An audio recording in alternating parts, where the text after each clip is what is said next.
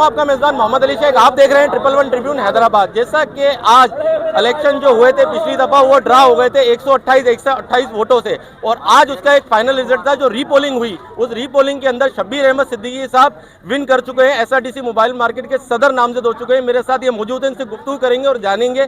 जी शब्बीर भाई, आज कैसा लग रहा है आपको विन करके? बिस्मिल्लाहिर्रहमानिर्रहीम।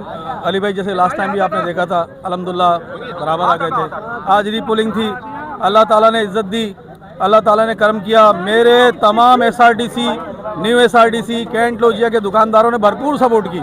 इतनी शदीद मुखालफत के बावजूद, लोगों के बेसरोपा इल्ज़ामात के बावजूद भी लोगों ने मुझे सपोर्ट किया। मैं तहे दिल से शुक्रगुजार हूँ।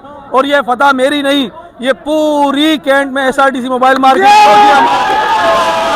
तमाम दुकानदारों की पता है, ये हक की पता है, ये सच की पता है कि तमाम बेबुनियाद इल्जामात के बावजूद मेरे दुकानदारों ने मुझसे और मेरे पैनल से मोहब्बत की, जिसका सबूत है। और सबने जाफशानी से काम किया, दिन रात मेहनत की।